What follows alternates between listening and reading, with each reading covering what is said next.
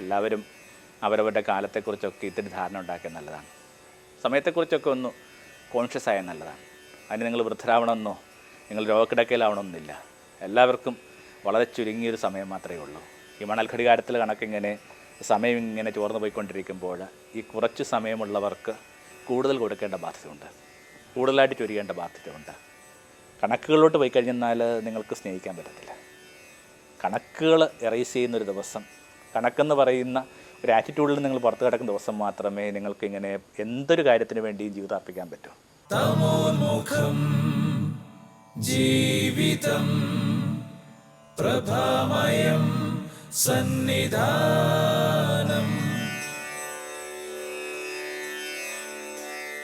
ഗുരുഗണത്തിലേക്ക് സ്നേഹവന്ദനം. പെട്രോണീസ് എന്ന് പറയുന്ന ഒരു റോമൻ എഴുത്തുകാരനുണ്ട്. അല്ലെ, ഏൻഷ്യൻ റൈറ്ററാണ്. AD 27 66 ഇടയ്ക്കായിട്ടാണ് അദ്ദേഹത്തിൻ്റെ ഒരു കാലം പരിഗണിക്കപ്പെടുന്നത്. നീറോ ചക്രവർത്തിയുടെ രാജസദസ്സിലുണ്ടായിരുന്നു. സാട്രിക്കോൺ എന്ന പേരിലൊരു നോവൽ അദ്ദേഹം എഴുതിയിട്ടുണ്ട്. നമ്മളിന്ന് സറ്റയർ എന്നൊക്കെ പറയുന്ന രീതിയിലുള്ള ഒന്നാണ്. കുറച്ചൊരു ബ്ലാക്ക് ഹ്യൂമറൊക്കെ ആയിട്ട്, കറുത്ത ഫലിതമൊക്കെ ആയിട്ടുള്ളൊരു പുസ്തകം. രാജസദസ്സിലേക്ക് ഒരു വിശേഷപ്പെട്ട പാത്രവുമായിട്ട്, അൺയൂഷ്വൽ ഗ്ലാസ്സുമായിട്ട് ഒരു മനുഷ്യൻ വരികയാണ്. അയാൾ വന്നിട്ട് ഇത് രാജാവിനെ കാട്ടുന്നു. എന്നിട്ടിത് താഴോട്ട് എറിഞ്ഞുടക്കാൻ നോക്കുന്നു.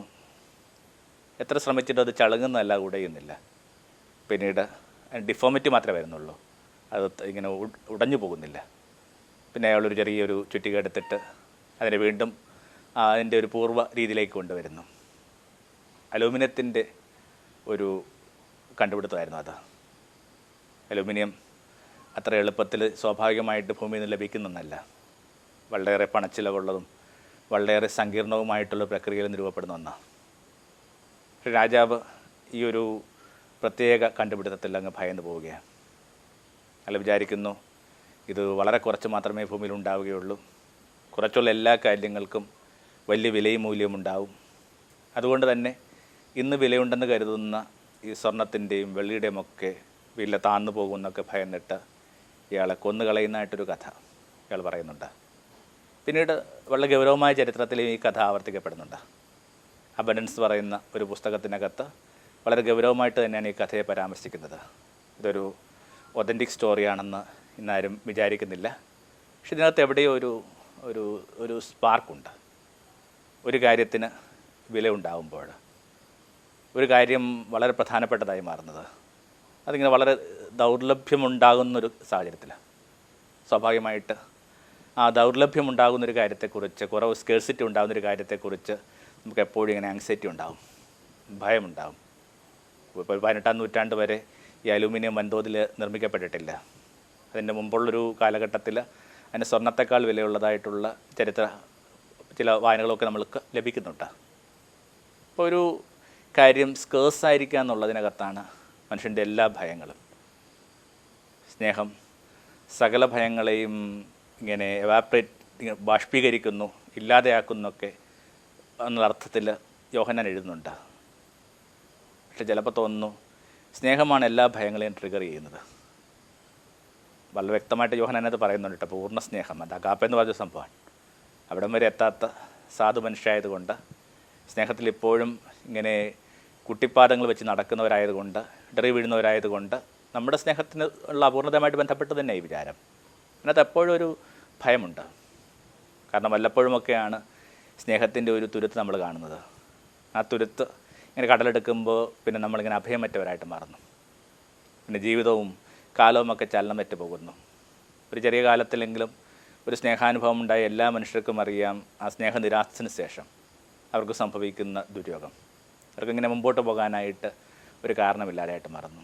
അപ്പോൾ മനുഷ്യന് ഭയമാണ്. ഏറ്റവും കുറവ് കണ്ടിട്ടുള്ളത് കൊണ്ടും ഏറ്റവും കുറവ് അനുഭവിച്ചിട്ടുള്ളത് കൊണ്ടും ഇതിൻ്റെ മീതെ 101% നോക്കിയിരിക്കേണ്ട ബാധ്യതയുണ്ട്. കണ്ണിൽ എണ്ണ ഒഴിച്ചിരുന്ന് നോക്കേണ്ട ബാധ്യതയുണ്ടെന്നൊക്കെ ഓർത്തിട്ട് മനുഷ്യർ അതിനകത്ത് വല്ലാതെ മുറുകുന്നുണ്ട്, വല്ലാതെ തകർന്നു പോകുന്നുണ്ട്. ചുരുക്കത്തിൽ മനുഷ്യൻ്റെ എല്ലാ ഭയങ്ങളും അവസാനിക്കാനായിട്ട് സ്നേഹത്തിൻ്റെ ഒരു സമൃദ്ധിയിൽ ഈ ഭൂതലം ഇങ്ങനെ നിറഞ്ഞ് കവിയണം. ഈ കുടങ്ങളിലൊക്കെ കവിയുന്ന കണക്ക്. ഇവിടെയൊക്കെ ഹൗസ് വാമിങ് നടത്തുമ്പോഴേക്കും പണ്ടൊരു രീതി ഉണ്ടായിരുന്നു, പാത്രം ഇങ്ങനെ നിറഞ്ഞു കവിയുന്നത് ഒരു രീതിയുണ്ട്. അപ്പോൾ ഈ കവിഞ്ഞൊഴുകുന്ന ഒരു സ്നേഹത്തിൻ്റെ പാൽനുര ഇങ്ങനെ ഭൂമിയിൽ പതിഞ്ഞ് ഒഴുകാത്തിടത്തോളം കാലം മനുഷ്യ അതിൻ്റെ ആശങ്കകളിലും ഭീതികളിലും വല്ലാതെ വലിഞ്ഞു മുറുകും. അബൻഡൻസ് എന്നൊരു പദം അങ്ങനെയാണ് നമ്മുടെ ബോധത്തിലേക്ക് തെളിയുന്നത്. അതിന് സമൃദ്ധമായിട്ട് കൊടുക്കുക. അതിങ്ങനെ ഈ അടുത്ത കാലത്തൊക്കെ ആയിട്ട് പരിചയപ്പെട്ട കുറേ നല്ല ചങ്ങാതിമാരൊക്കെ ഇങ്ങനെ ഈ കൊടുക്കുന്നത് ഇങ്ങനെ സമൃദ്ധമായിട്ടാണ്. അവർക്കിങ്ങനെ ചെറുതായിട്ട് കൊടുക്കാൻ അറിയത്തില്ല. ഒരുപക്ഷെ നമ്മുടെയൊക്കെ ഒരു പേരൻസിൻ്റെയൊക്കെ ഓർമ്മിച്ചെടുക്കുമ്പോഴൊന്നും ശരിയാണെന്ന് തോന്നുന്നു. ഇങ്ങനെ പരമാവധി കൊടുക്കുക എന്ന് പറയുന്ന അവരുടെ രീതിയായിരുന്നു. കാര്യം വീടിനകത്തൊക്കെ മിക്കവാറും വീടുകൾക്കകത്തൊക്കെ ഇങ്ങനെ ചെറിയ തോതിലോ വലിയ തോതിലോ ദാരിദ്ര്യമൊക്കെ ഉണ്ടായിരുന്നു. എന്നാൽ പോലും നാട്ടിൻപുറങ്ങളിലൊക്കെ ഞങ്ങളുടെ ഒരു രീതി എന്നൊക്കെ പറയുന്നത് ഇങ്ങനെ രാവിലെ വലിയ കലത്തിൽ ഇങ്ങനെ കാപ്പി തിളപ്പിച്ച് വെക്കും. അപ്പോൾ ആര് വന്നാലും അതിനകത്തുനിന്നൊരു ഗ്ലാസ് മുക്കി കൊടുക്കും. ഇപ്പോൾ നമ്മളിങ്ങനെ വെള്ളം കൊടുക്കുന്നത് കണക്ക് അത്രയും കോമൺ ആയിട്ടും അത്രയും വലിയ അളവിലും കൊടുത്തുകൊണ്ടിരുന്ന സംഭവമായിരുന്നു പണ്ട് ഈ വീടുകൾക്കകത്ത് ചക്കര കാപ്പി. അമ്മയൊക്കെ അത് വലിയ കലത്തിൽ ഇങ്ങനെ രാവിലെ തന്നെ വെക്കും. വളരെ പ്രധാനപ്പെട്ട അത് വരുമ്പോൾ ഒന്ന് ചൂടാക്കി കൊടുക്കും, ഇല്ലെങ്കിൽ ആ തണുത്ത കാപ്പി തന്നെ ഇങ്ങനെ പകർന്നു കൊടുക്കും. ഇങ്ങനെ ഒരു ആറ്റിറ്റ്യൂഡിൻ്റെ പേര് അബൻഡൻസ്. സമൃദ്ധമായിട്ട് സ്നേഹം ചൊരിയേണ്ട ബാധ്യതയിലേക്ക് ഈ അബൻഡൻസ് എന്ന് പറയുന്നൊരു പദം നമ്മളെ ക്ഷണിക്കുന്നുണ്ട്. നമുക്ക് അറിയാം, അവൻ പറഞ്ഞിട്ടുള്ള നമ്മളെ വല്ലാതെ വിലച്ച് കളയുന്നൊരു വാക്കുണ്ട്. ഞാൻ വന്നിരിക്കുന്നത് ഇങ്ങനെ ജീവൻ നൽകാനും ജീവൻ സമൃദ്ധമായിട്ട് നൽകാനും വേണ്ടിയാണ്. യേശുവുമായി ബന്ധപ്പെട്ട ഏതൊരാൾക്കും ഈ സമൃദ്ധമായിട്ട് കൊടുക്കേണ്ട ഒരു ബാധ്യതയുണ്ട്. ഇങ്ങനെ മതിയാവളം കൊടുക്കുക, ഇങ്ങനെ ഉള്ളു ശൂന്യമാകുന്ന വിധത്തിൽ കൊടുക്കുക എന്നൊക്കെ പറയുന്ന ഒന്നാണ്. കസൻ സാക്കിസിൻ്റെയൊക്കെ ആ ഒരു അന്തിമ കാലം അല്ലാതെ നമ്മൾ വിഷമിപ്പിക്കുന്നതാണ്. ഇങ്ങനെ പരിഹാരമില്ലാത്ത ശമനമില്ലാത്തൊരു രോഗത്തിൻ്റെ പിടിയിലായി താനെന്ന് പറയുമ്പോൾ ഈ മനുഷ്യൻ എഴുതുന്നൊരു കുറിപ്പുണ്ട്. റിപ്പോർട്ട് ഗ്രീക്കോയുടെ ആമുഖത്തിൽ നമ്മൾ വായിക്കും. അതിങ്ങനെയാണ്, എനിക്ക് കുറേ കൂടി എഴുതാനുണ്ട്. എന്നിട്ട് പറയുന്നത് മറ്റൊരു വ്യക്തിയെ ഒരു ഫിലോസഫറെ പരാമർശിച്ചിട്ട് പറയുന്നത്, അയാൾ ചെയ്ത കണക്ക് ഞാൻ തെരുവിൽ ചെന്നിട്ട് ഇങ്ങനെ അതിലേ കടന്നു പോകുന്ന എല്ലാവരോടും പറയും, നിങ്ങളുടെ സമയത്തിൻ്റെ ഇത്രയും നേരം എനിക്ക് തരാമോ? അങ്ങനെ ഓരോരുത്തരുടെയും സമയങ്ങളിങ്ങനെ ശേഖരിച്ച് ഞാൻ ഏകദേശം ഒരു 10 വർഷക്കാലം ഇങ്ങനെ മുമ്പോട്ട് പോകാനായിട്ട് ആയുസ്സിൻ്റെ ദൈർഘ്യം വീട്ടിയെടുക്കും. എന്നിട്ട് ആ 10 വർഷം ഞാൻ ചെയ്യാൻ പോകുന്ന ഒരൊറ്റ കാര്യം മാത്രമാണ്, എനിക്കറിയാവുന്നതൊക്കെ, എന്നെ പ്രചോദിപ്പിച്ചതൊക്കെ, എന്നെ പ്രകാശിപ്പിച്ചതൊക്കെ ഞാനിങ്ങനെ എഴുത്തിൽ ചൊരിയും, പൂർണ്ണമായിട്ട് ചൊരിയും. ഒടുവിൽ മരണം എന്നെ തേടി വരുമ്പോൾ മരണത്തിന് എന്നിൽ നിന്ന് കൊണ്ടുപോകാൻ പറ്റുന്നത് ഇങ്ങനെ മജ്ജയില്ലാത്ത കുറച്ച് എല്ലും കഷ്ണങ്ങൾ മാത്രമായിരിക്കും. അപ്പം ഇങ്ങനെ ഒരു എഴുത്തുകാരൻ്റെ പോലും സങ്കല്പം അതാണ്, തനിക്കറിയാവുന്നതെല്ലാം ഇങ്ങനെ എഴുത്തിൽ ചൊരിയുക. കലകളിലൊക്കെ മനുഷ്യൻ ആ രീതിയിൽ ഇങ്ങനെ ഉള്ളൊഴിയുന്ന വിധത്തിൽ ഇങ്ങനെ ഇൻവെസ്റ്റ് ചെയ്യുന്ന കണ്ടിട്ടുണ്ട്. എല്ലാവരും അവരവരുടെ കാലത്തെക്കുറിച്ചൊക്കെ ഇത്തിരി ധാരണ ഉണ്ടാക്കിയത് നല്ലതാണ്. സമയത്തെക്കുറിച്ചൊക്കെ ഒന്ന് കോൺഷ്യസ് ആയ നല്ലതാണ്. അതിന് നിങ്ങൾ വൃദ്ധരാവണമെന്നോ നിങ്ങൾ രോഗക്കിടക്കയിലാവണമെന്നില്ല. എല്ലാവർക്കും വളരെ ചുരുങ്ങിയൊരു സമയം മാത്രമേ ഉള്ളൂ. ഈ മണൽ ഘടികാരത്തിൽ കണക്കിങ്ങനെ സമയം ഇങ്ങനെ ചോർന്നു പോയിക്കൊണ്ടിരിക്കുമ്പോൾ ഈ കുറച്ച് സമയമുള്ളവർക്ക് കൂടുതൽ കൊടുക്കേണ്ട ബാധ്യതയുണ്ട്, കൂടുതലായിട്ട് ചൊരിയേണ്ട ബാധ്യതയുണ്ട്. അങ്ങനെ മരണം നിങ്ങളെ തേടി വരുമ്പോൾ ഇങ്ങനെ മജ്ജയില്ലാത്ത മനുഷ്യരായിട്ട് നിങ്ങളെ കണ്ടെത്തണം. പിന്നെ മരണത്തിന് എന്താ നിങ്ങളിൽ നിന്ന് കൊണ്ടുപോകാൻ പറ്റുക? എൻ്റെ ഒരു സ്നേഹിതനും അനുജനുമൊക്കെ ആയിട്ടുള്ള ജോസുരേഷ് എന്ന് പറയുന്ന ഒരു വൈദ്യനുണ്ട്. ഇതിലൊരു ഡിഫറൻ്റായ ചില ക്രിസ്തുവായനകളൊക്കെ കേൾക്കാൻ നിങ്ങൾക്ക് താല്പര്യമുണ്ടെങ്കിൽ അദ്ദേഹത്തിൻ്റെ ചില പ്രഭാഷണങ്ങളൊക്കെ നിങ്ങൾക്ക് യൂട്യൂബിലൊക്കെ അവൈലബിളാണ്. അദ്ദേഹം ഒരിക്കലിങ്ങനെ ഈ ക്രിസ്തു മരണത്തെ ഇങ്ങനെ കള്ളനെന്ന് വിളിച്ചതിൻ്റെ ഒരു ഭംഗിയുള്ള ഒരു വിശദീകരണം കൊടുക്കുന്നത് ഞാൻ കേട്ടു. അത് കള്ളന് അടുക്കലേക്ക് വരുമ്പോൾ ക്രിസ്തുവിൽ നിന്ന്, മരണം കള്ളനാണെങ്കിൽ ആ മൃത്യു എന്ന് പറയുന്ന ഒരു ഭീകര തസ്കറിന് യേശു എന്ന് പറയുന്ന ചെറുപ്പക്കാരൻ എന്തുകൊണ്ട് പോകാനാണ്? അതെല്ലാം ഇങ്ങനെ കൊടുത്തൊരു മനുഷ്യൻ, അബണ്ടൻ്റായിട്ട് കൊടുത്തൊരു മനുഷ്യനാണ്. അയാളുടെ അടുക്കലേക്ക് വരുമ്പോൾ ഒഴിഞ്ഞ മടിശീല മാത്രമേ ഉള്ളൂ, കാരണം എല്ലാം കൊടുത്തൊരു മനുഷ്യനാണ്. മരണഭീതിയില്ലാതെ മനുഷ്യർ കടന്നു പോകുന്നതിൻ്റെ കുട്ടികളുടെ ഭാഷയിൽ ഗുട്ടൻസ് അങ്ങനെ നമുക്ക് ഇവിടുത്തെ കിട്ടുക. ഈ സദാ കൊടുത്ത മനുഷ്യർക്ക് ഇങ്ങനെ മരണഭീതിയില്ല. ഈ കൊടുക്കാത്ത മനുഷ്യർക്കാണ് ഇങ്ങനെ മരണത്തെക്കുറിച്ച് ഇത്രയും ഭയം തോന്നുന്നു. നമ്മുടെ കാരണവന്മാരൊക്കെ നമ്മുടെ തൊട്ടുമുമ്പത്തെ തലമുറയിൽ മിക്കവാറും എല്ലാ മനുഷ്യരുമൊക്കെ ശാന്തമായി മരിച്ചതിൻ്റെ പൊരുൾ അതാണ് വാസ്തവത്തിൽ. അങ്ങനെ മരണം അവരെ തേടി വരുമ്പോൾ അവരുടെ കൈവശമൊന്നുമില്ല. അവരെ യൗവനം കൊടുത്തു, ആരോഗ്യം കൊടുത്തു, അധ്വാനം കൊടുത്തു. പക്ഷേ ഇത്തരം കൊടുക്കലുകളെക്കുറിച്ച് നമ്മുടെ കാലത്ത് ഗൗരവമായ ചില സ്കെപ്റ്റിസം സംഭവിക്കുന്നുണ്ട്. ഇങ്ങനെ ഒരാൾ എന്തിനാണ് തൻ്റെ പ്രാണൻ മറ്റുള്ളവർക്ക് വേണ്ടി കൊടുക്കുന്നത്? അതിൻ്റെ അർത്ഥം എന്താണ്? അവനവൻ്റെ തന്നെ സന്തോഷങ്ങളെ വേണ്ടെന്ന് വെച്ചും പലതിനെയും ബലികഴിച്ചുമൊക്കെ ഒരാൾ എന്തിനാണ് ഇങ്ങനെ നുറുകി ജീവിക്കുന്നത്? ഒരു പ്രത്യേക വെളിച്ചമില്ലെങ്കിൽ പറഞ്ഞ് ബോധ്യപ്പെടുത്താനായിട്ട് വളരെ ബുദ്ധിമുട്ടുള്ളൊരു വിഷയമാണ് വാസ്തവത്തിൽ. ഇക്കിഗായി എന്നൊക്കെ ഒരു പദം ഇന്ന് വളരെ കോമൺ ആയിട്ട് ഉപയോഗിക്കുന്നുണ്ട്. എനിക്കതിനകത്തൊരു ഫാൻസി ഉണ്ടായിരുന്നു. ഓരോരുത്തരും അവരവരുടെ സന്തോഷം കണ്ടെത്തി ആ സന്തോഷം തരുന്ന കാര്യങ്ങളിൽ ഏർപ്പെട്ട് ജീവിക്കുക എന്നുള്ളതൊക്കെയാണ് എൻ്റെ സാരം. അതിനുവേണ്ടി ഇങ്ങനെ ദീർഘ ആയുസ്സോടുകൂടി ജീവിക്കുന്ന ജപ്പാനിലെ ഒരു സമ്പ്രദായമൊക്കെ അവരതിൻ്റെ ഒരു ബാക്ക്ഡ്രോപ്പിൽ പറയുന്നുണ്ട്. എന്തുമാത്രം കാര്യങ്ങൾ അതിനകത്ത് നരേറ്റ് ചെയ്യാൻ ശ്രമിക്കുമ്പോൾ അത് പറയാൻ ശ്രമിക്കുന്ന ഇത്രയേ ഉള്ളൂ: അവനവൻ്റെ സന്തോഷത്തിനിണങ്ങിയ കാര്യങ്ങൾ കണ്ടെത്തി ജീവിച്ചു പോവുക. കേൾക്കുമ്പോൾ വളരെ കൗതുകരമുള്ളതും കേൾക്കുമ്പോൾ വളരെ ഹൃദ്യമായിട്ട് ആയിട്ടുള്ള ഈ ഇക്കിഗായിക്കുള്ള അപകടം വെച്ചെന്നാൽ ഇങ്ങനെ ഓരോരുത്തരും അവരവരുടെ ആഹ്ലാദങ്ങളും അവരവരുടെ സന്തോഷങ്ങളും ഒക്കെ മാത്രം നോക്കി നടന്നിരുന്നെങ്കിൽ ഭൂമി നിങ്ങൾ വസിക്കുന്ന ഇടമായി മാറുന്നുണ്ടാവില്ല. ഭൂമി ഇത്രയും ഭംഗിയുള്ളൊരിടമായിട്ട് മാറിയത് കുറേ അധികം മനുഷ്യർ അവരുടെ സന്തോഷങ്ങൾ വേണ്ടെന്ന് വെച്ചുകൊണ്ടാണ്. അവരവരുടെ സന്തോഷങ്ങൾ ഇങ്ങനെ മറ്റാരുടെ ജീവിതത്തിലേക്ക് പൂർണ്ണമായിട്ട് ചൊരിഞ്ഞതുകൊണ്ടാണ്. ഞാൻ ഔഷ്വിറ്റ്സിൽ പോയിട്ടുണ്ട്. വീനയിൽ നമുക്കൊരു ജ്യേഷ്ഠനായിട്ട് തന്നെ നമ്മൾ വിശ്വസിക്കുന്ന ഒരു കുടുംബമുണ്ട്. അവരുടെ ഒരു ഹോസ്പിറ്റാലിറ്റിയുടെ ഭാഗമായിട്ട് ഈ പോളണ്ടിലുള്ള ഈ ഔഷ്വിറ്റ്സ് എന്ന് പറയുന്ന ആ തടങ്കൽ പാളയത്തിൽ എനിക്ക് പോകാനായിട്ടൊരു സാഹചര്യം ഉണ്ടായിട്ടുണ്ട്. അങ്ങനെ പുറത്തൊക്കെ ഇങ്ങനെ ഓർക്കുന്നുണ്ട്. ഇങ്ങനെ മഴ നനഞ്ഞ ഒരു പ്രഭാതത്തിലായിരുന്നു. അല്ലാതെ സങ്കല്പിക്കാൻ പറ്റാത്തൊരു തരം ഒരു വികാരത്തിലാണ് നമ്മൾ അതിൻ്റെ മുറ്റത്ത് നിൽക്കുന്നത്. ഈ മരങ്ങളെ കണക്കാണ്. മരങ്ങൾ വിളിക്കുന്ന വാക്ക് വീപ്പിംഗ് വില്ലോസ് എന്നാണ്, നിലവിളിക്കുന്ന മരം എന്നാണ്. അക്ഷരാർത്ഥത്തിൽ ഒരു സ്ത്രീ ഇങ്ങനെ കരഞ്ഞുകൂടി ഇരിക്കുന്ന കണക്കാണ് ഈ മരങ്ങളിലേക്ക് നിൽപ്പ്. കാരണം അതിൻ്റെ മുള്ളുവേലികൾക്കപ്പുറത്തായിട്ട് 1,10,000-ഓളം ആളുകൾ ഇങ്ങനെ കടന്നു പോയിട്ടുണ്ട്. കൂടുതൽ പേരും കൊല്ലപ്പെട്ടു. കുറേയധികം പേര് മോശപ്പെട്ട സാഹചര്യങ്ങളിൽ മരണമടഞ്ഞു. അത്രയും തന്നെ ആൾക്കാർ ആത്മഹത്യ ചെയ്തു.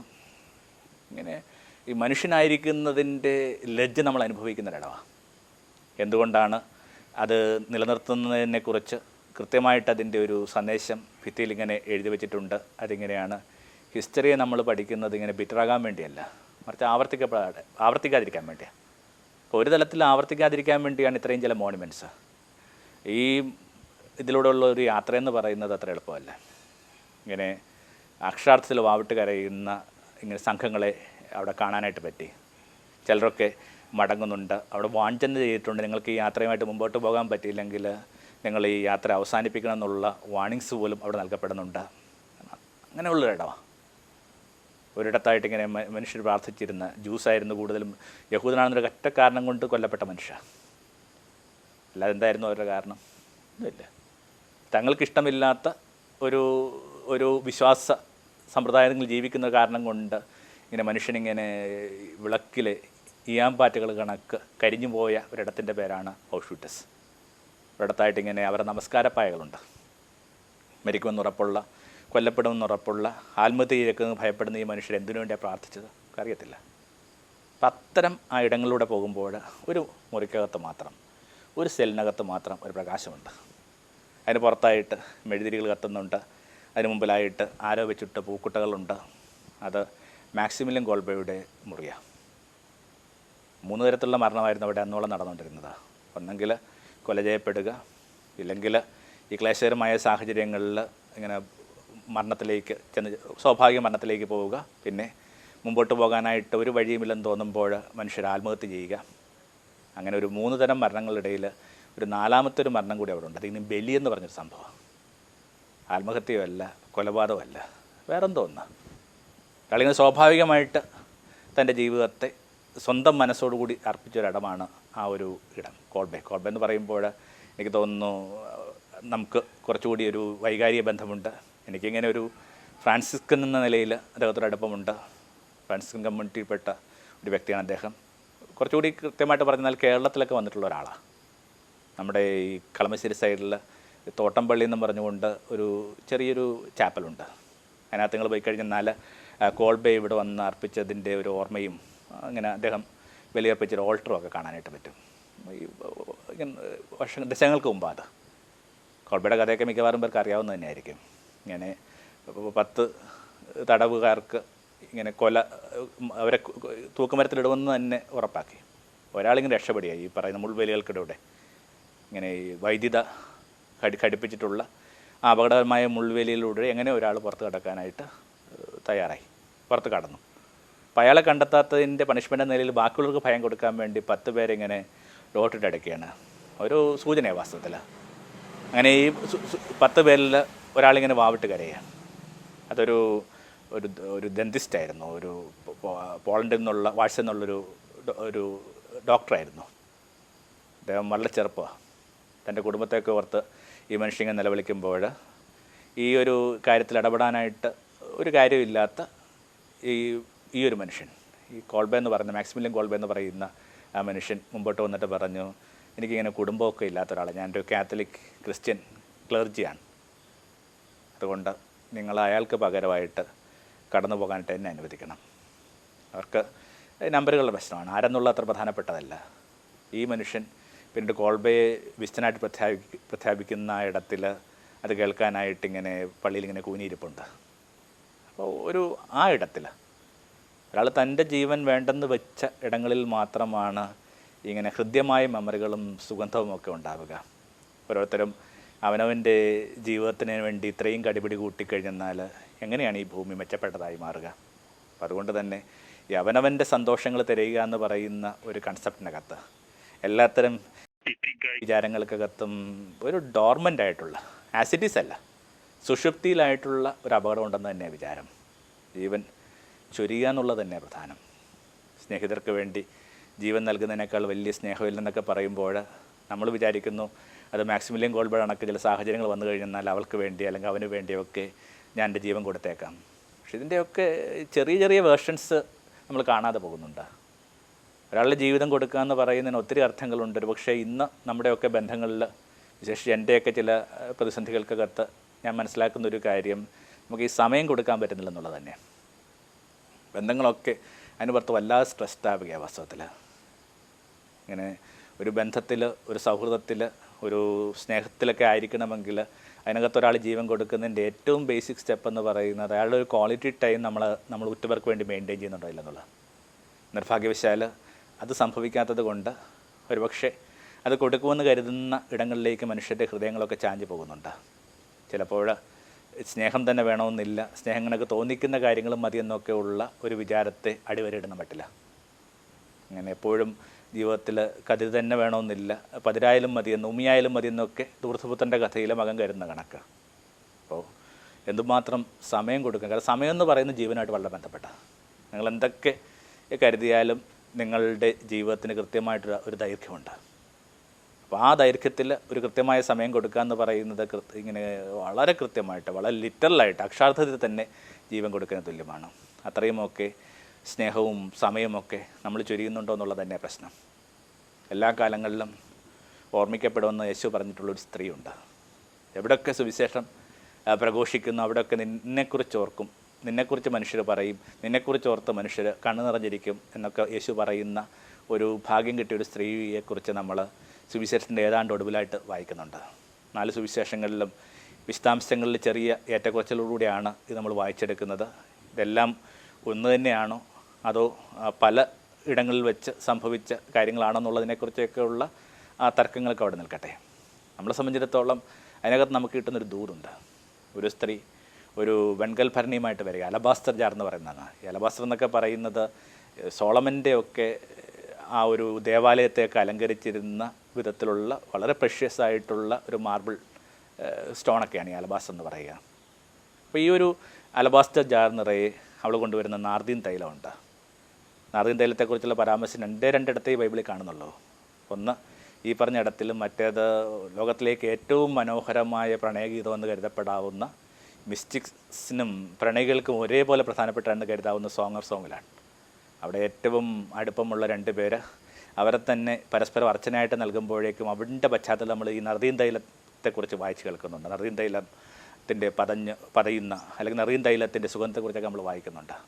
അപ്പോൾ ഈ കൃത്യമായിട്ട് ഈ സ്ത്രീ ചെയ്ത കർമ്മത്തിനകത്ത് ഈ അപരന് വേണ്ടി ഉടഞ്ഞു പോകുന്ന ഈ ജീവൻ കൊടുക്കുന്നതിൻ്റെ പ്രതീകമുള്ളത് കൊണ്ടാണ് സുവിശേഷമുള്ളങ്ങളിലൊക്കെ ഇതിപ്പോഴും ഓർമ്മിക്കപ്പെടുന്നത്. ഈ സ്ത്രീയുടെ പേര് പറയുന്നില്ല, പക്ഷേ ഈ പേരില്ലാത്ത അനാമികയായ ഈ സ്ത്രീയാണ് എവിടെയൊക്കെ മനുഷ്യർ സുവിശേഷം പറയുന്ന അവിടെയൊക്കെ ഏറ്റവും ഹൃദയോടെ ഓർമ്മിക്കപ്പെടുന്നത്. അതിനെ ദൂർത്ത് എന്ന് വിശേഷിപ്പിച്ച മനുഷ്യരുണ്ട്. ഒരു കാര്യം കൂടി ഓർക്കണം, ഇത് പഴയ ഒരു രീതി അനുസരിച്ചിട്ട് ഇതിൻ്റെ ഒരു മീതിയായിട്ട് ഇത് അടച്ചു വെച്ച് കഴിഞ്ഞാൽ വാക്സ് കൊണ്ടൊക്കെ അത് സീൽ ചെയ്യും. ഈ കുപ്പി ഉടക്കാതെ നമുക്ക് ഇതിനകത്ത് തൈലം എടുക്കാൻ പറ്റത്തില്ല. വാസ്തവത്തിൽ അതൊരു വല്ലാത്തൊരു പ്രതീകമാണ്. വാസ്തവത്തിൽ വെറുതെ ഇങ്ങനെ കാൽപാദങ്ങളിലേക്ക് ഇത്തിരി ചൊരിഞ്ഞ് വീണ്ടും ഇങ്ങനെ നമ്മൾ അടച്ചു വെക്കുന്ന ഒരു രീതിയല്ല, മറിച്ച് ഒരാളുടെ ജീവിതം ഉടഞ്ഞു പോകുന്നൊരു പ്രതീകമാണ്.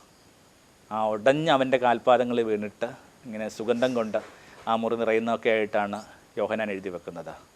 ഈ ബ്രോക്ക് ദ ജാർ, അത് വളരെ അടിവരയിട്ട് വായിക്കേണ്ട ഒരു വാക്കാണ് വാസ്തവത്തിൽ. മനുഷ്യരൊക്കെ ചെയ്തതാ വാസ്തവത്തിൽ. അവരവരുടെ ജീവിതം സ്നേഹിക്കുന്ന ഉറ്റവരുടെ കാൽപാദങ്ങൾ ഇങ്ങനെ ഉടച്ചു, എന്നിട്ടാണ് ഈ സുഗന്ധമൊക്കെ ഉണ്ടായത്. യോഹന്നാൻ ഇങ്ങനെ വിശദാംശങ്ങളിൽ താല്പര്യമില്ലാത്ത ഒരു മനുഷ്യനാണ്. എന്നിട്ട് ഈ വിശദാംശങ്ങളിൽ താല്പര്യമില്ലാത്ത ഈ മനുഷ്യൻ ഒരു കാര്യം അങ്ങോട്ട് എഴുതി വെക്കുന്നുണ്ട്: ഭവനം അപ്പോൾ പരിമളം കൊണ്ട് നിറഞ്ഞു. വർഷങ്ങൾക്ക് ശേഷവും ആ സന്ധ്യയെക്കുറിച്ച് ഓർമ്മിക്കുമ്പോൾ പലരും കരുതുന്നത് ഇത് ഹോളി വെനസ്ഡേ ആണ്. പിന്നീട് പെസഹ വരുന്നു, ദുഃഖവെള്ളി വരുന്നു, അതിന് തൊട്ട് മുമ്പുള്ളത്തെ ഒരു ദിവസമാണ് എന്നാണ് പലരും കരുതുന്നത്. അതങ്ങനെ തന്നെ ആയിരിക്കുന്നത് കുറേ കൂടി ഭംഗിയുള്ള ഒരു വിചാരമാണ് വാസ്തവത്തിൽ. അന്ന് ആ ഉടഞ്ഞ ആ ഒരു അലബാസ്റ്റർ ജാറ് വാസ്തവത്തിൽ ദുഃഖവെള്ളി സംഭവിച്ച കാര്യം തന്നെ. ദുഃഖവെള്ളിയാഴ്ച ഒരു 33 വയസ്സുള്ള ഒരു ചെറുപ്പക്കാരൻ ഇങ്ങനെ ഉടഞ്ഞു പോവുകയാണ്. അയാളുടെ ഒരു സുഗന്ധത്തിൻ്റെ പശ്ചാത്തലത്തിലാണ് ഞാനും നിങ്ങളുമൊക്കെ ഇത്രയും ശ്രദ്ധയോടും ഇത്രയും ഏകാഗ്രതയോടും ആഗ്രഹിക്കുകയും ജീവിക്കാനുമൊക്കെ ആഗ്രഹിക്കുന്നത്.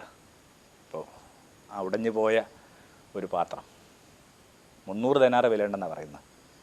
ഈ ഉടച്ച് കളയുന്നവർക്ക് എന്തുടച്ച് കളയുന്നതിനെക്കുറിച്ച് വലിയ ബേജാറൊന്നുമില്ല. അവർക്കതിനെക്കുറിച്ച് യാതൊരുവിധ റിഗ്രറ്റും ഇല്ല. യവനം മുഴുവൻ പ്രണയത്തിന് വേണ്ടി ജീവിച്ച മനുഷ്യരുണ്ട്. ഒരിക്കലും വിവാഹിതരൊക്കെ ആകാതെ ഇങ്ങനെ എത്രയോ കാലങ്ങളിൽ ഈ നാടുകളിലൊക്കെ മനുഷ്യർ ഉറ്റവരുടെ ഓർമ്മകളിലൊക്കെ ജീവിച്ചിട്ടുണ്ട്. നമ്മൾ പറയും അവരവരുടെ ജീവിതത്തെ പാഴാക്കിയെന്ന് പറയും. പക്ഷെ അവർക്കറിയാം സ്നേഹത്തിൻ്റെ കാൽപാദങ്ങളിൽ ഉടച്ചു കളഞ്ഞ ഒന്നും വാസ്തവത്തിൽ പാഴല്ല. അത് കുറേ കൂടി സകർമ്മികൾ, കുറേ കൂടി അർത്ഥപൂർണ്ണമായിട്ട്, കുറേ കൂടി മീനിങ്ഫുള്ളായിട്ട്, കുറേ കൂടി ആഴത്തിലൊക്കെ ജീവിക്കുന്നതിൻ്റെ ഭാഗമാണെന്ന് അവർക്കറിയാം. അപ്പോൾ എല്ലാത്തിനകത്തും കണക്കിടുന്നൊരു മനുഷ്യനുണ്ട്, ജൂഡസ്. ഒരു കാര്യം നമ്മൾ നന്നായിട്ട് ഓർമ്മിക്കണം: ബൈബിളിലെ ഒരു കഥാപാത്രം നമുക്ക് പുറത്തുള്ള കഥാപാത്രങ്ങളല്ല, നമ്മുടെ തന്നെ ആന്തരിക സാധ്യതയാണ്. നമ്മളിൽ തന്നെ ഈ പറഞ്ഞ സ്ത്രീയും പറഞ്ഞ ജൂഡസും ഉണ്ട്. ആരാ ജൂഡസ് എന്ന് പറയുന്നത്? ഓരോ കാര്യങ്ങൾക്ക് മീതെയും അയാളിങ്ങനെ കാൽക്കുലേറ്റ് ആവുകയാണ്. അതിൽ കൃത്യമായ ചില കണക്കുകളുണ്ട്. കണക്കുകളിലോട്ട് പോയി കഴിഞ്ഞാൽ നിങ്ങൾക്ക് സ്നേഹിക്കാൻ പറ്റത്തില്ല. കണക്കുകൾ എറേസ് ചെയ്യുന്നൊരു ദിവസം, കണക്കെന്ന് പറയുന്ന ഒരു ആറ്റിറ്റ്യൂഡിൽ നിങ്ങൾ പുറത്ത് കിടക്കുന്ന ദിവസം മാത്രമേ നിങ്ങൾക്ക് ഇങ്ങനെ എന്തൊരു കാര്യത്തിന് വേണ്ടിയും ജീവിതം അർപ്പിക്കാൻ പറ്റൂ. അപ്പോൾ അയാൾ അതിനകത്ത് കൃത്യമായിട്ട് കണക്ക് കൂട്ടുന്നുണ്ട്. അയാൾ പറയുന്നതിന് 300 ദിനാറ് വിലയുണ്ടെന്നാണ് പറയുക. പല ട്രാൻസ്ലേഷൻ നമ്മൾ കാണുന്നത് ഒരു വർഷത്തെ വേതനം എന്ന് തന്നെയാണ് എൻ്റെ ട്രാൻസ്ലേഷൻസിലൊക്കെ നമ്മൾ കാണുന്നത്. അതായത് അത്രയും ഹ്യൂജായ എമൗണ്ട്. ഒരു സാധാരണ പണിക്കാരന് ഒരു വർഷം മുഴുവൻ കിട്ടുന്ന വരുമാനം കൂട്ടിവെച്ചാൽ ഉണ്ടാകുന്നതാണ് ഈ 300 ദിനാറ് എന്ന് പറയുന്നത്. നിങ്ങൾ ഈ അഞ്ചപ്പം കൊണ്ട് 5000 പേര് ഭക്ഷിച്ച് തൃപ്തരായ കഥയൊക്കെ വായിക്കുമ്പോൾ അതിനകത്ത് അങ്ങനെ ഒരു വാക്കുണ്ടല്ലോ, 200 ദിനാറ് ഉണ്ടായിരുന്നെങ്കിൽ മതിയായിരുന്നു. എന്നുവെച്ചാൽ പുരുഷാരങ്ങൾ കൂട്ടാനായിട്ട് 200 ദിനാറ് മതി.